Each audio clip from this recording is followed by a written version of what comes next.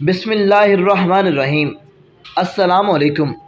نبی کریم صلی اللہ علیہ وسلم نے فرمایا، مومنین قیامت کے دن پریشان ہو کر جمع ہوں گے اور آپس میں کہیں گے، بہتر یہ تھا کہ اپنے رب کے حضور میں آج کسی کو اپنا سفارشی بناتے۔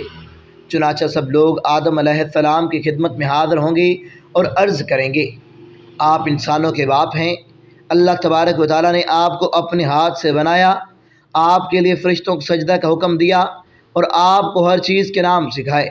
آپ ہمارے لیے اپنے رب کے حضور میں سفار بن جائیں تاکہ آج کی مصیبت سے ہمیں نجات ملے۔ آدم علیہ السلام کہیں گے، میں اس کے لائق نہیں ہوں۔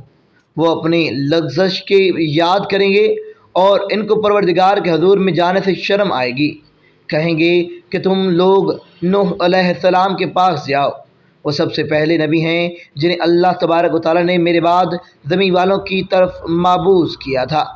سب لوگ نوح علیہ السلام کی خدمت میں حاضر ہوں گے، وہ بھی کہیں گے کہ میں اس قابل نہیں، اور وہ اپنے رب سے اپنے سوال کو یاد کریں گے جس کے متعلق انہیں کوئی علم نہیں تھا۔ ان کو بھی شرم آئے گی اور کہیں گے کہ اللہ کے خلیل علیہ السلام کے پاس جاؤ۔ لوگوں ان کی خدمت میں حاضر ہوں گے، لیکن وہ بھی یہی کہیں گے کہ میں اس قابل نہیں۔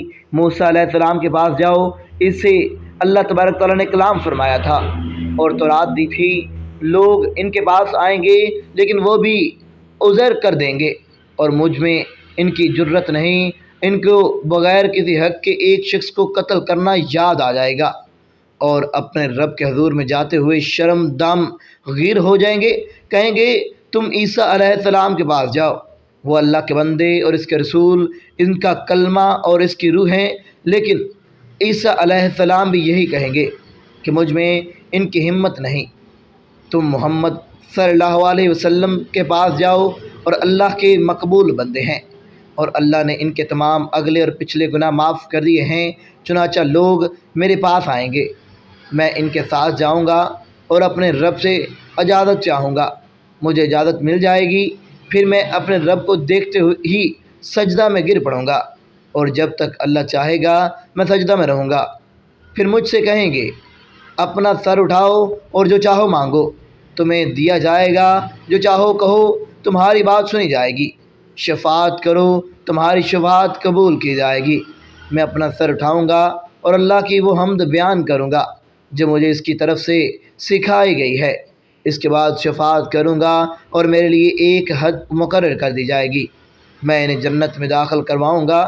چوتھی مرتبہ جب میں واپس آؤں گا تو عرض کروں گا کہ جہنم میں ان لوگوں کے سوا اور کوئی اب باقی نہیں رہا جنہیں قرآن نے ہمیشہ کے لیے جہنم میں رہنا ضروری قرار دے دیا۔